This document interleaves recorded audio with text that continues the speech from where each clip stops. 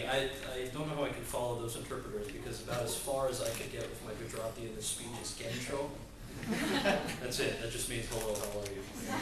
There's a lot more there. So I'm going to be able to do it all. My mom would be horrified. Could you please tell us what to say in the Kalpen game show? It depends on how you're feeling. If it's all good, you could say Saruche. I remember one of Amitabh Bachchan's comment. Yeah? What was that? I just forgot, but that was very interesting. Well said. Thank you for having me. I know my boss, Tina Chen, was originally supposed to speak tonight, and with regret, she had to decline. Full disclosure, because she was filling in for something that Secretary Sebelius wasn't able to do. So health reform remains the #1 priority over at the White House, and that's why you're stuck with me. But let me open by giving you a brief overview of what exactly our office does. You mentioned the initiative from last Wednesday, so those of you who were there, some of the themes of what I'm going to be sharing with the rest of the group might sound familiar. Our office, the Office of Public Engagement at the White House, is the proverbial front door. The President has been outspoken on the importance of making sure that every American has a seat at the table, wants to make sure that folks who may have been living in the shadows or may have been excluded or slipped through the cracks in the past have a place to go. So that's where we come in.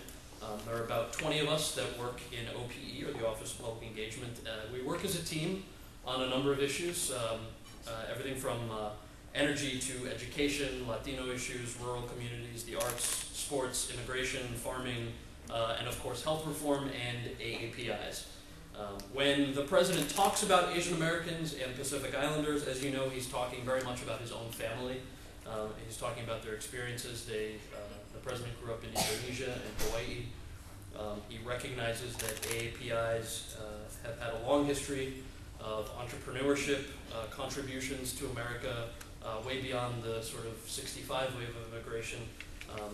Community started as laborers, indentured servants, folks who worked on the railroads, farmers, and then today, leaders in business, science, academia, law, public service, technology. The list is thankfully almost endless. His recognition is not really limited. It sort of is fairly broad into public servants. This is a very historic administration in the sense that we have 3 cabinet-level AAPI secretaries: Secretary Gary Locke in Commerce, Stephen Chu in the Department of Energy, and Secretary Eric Shinseki at the VA. And the President has recently paid tribute to the 442nd Regimental Combat Team, served in World War II.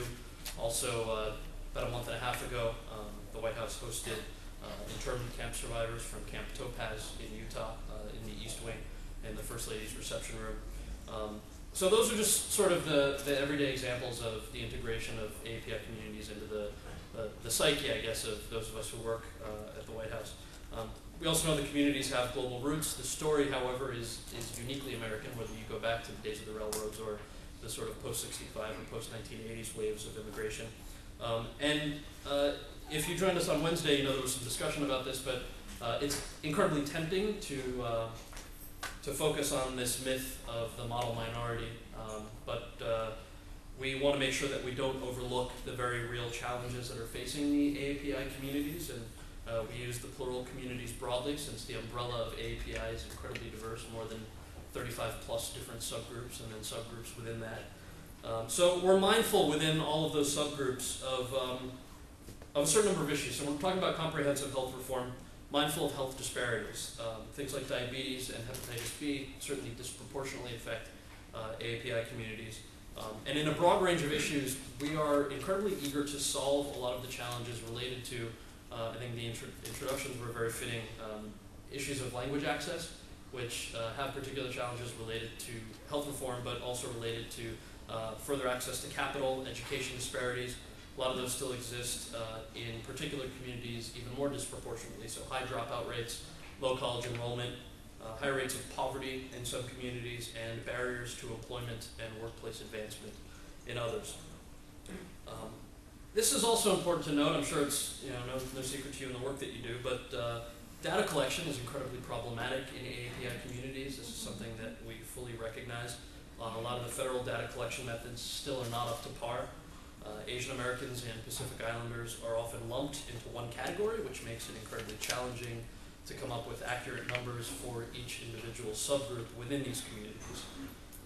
This is all why last Wednesday President Obama signed the executive order which reestablished the Advisory Commission and the White House Initiative on Asian Americans and Pacific Islanders. That was to ensure that all Americans, including AAPIs, are treated fairly and equitably.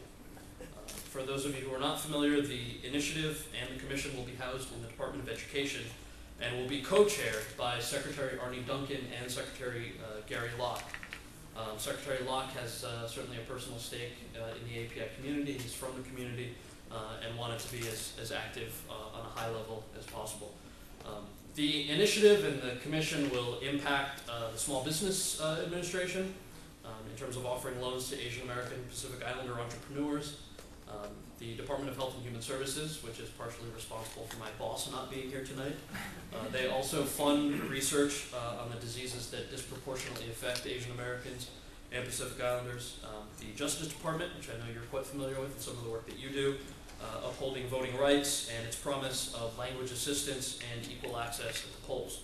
So overall, this comprehensive mission of the initiative and the commission is to work with 23 different agencies and departments across the federal government to improve the health, education, and economic status of the 16 million plus members of the AAPI communities, including those right here in Washington, D.C. And I wanted to make sure I mentioned the D.C. AAPI communities, namely because the President and First Lady are always very active in the communities they live in. This was true in their early days. This was true when the President lived in Hawaii, certainly in Chicago.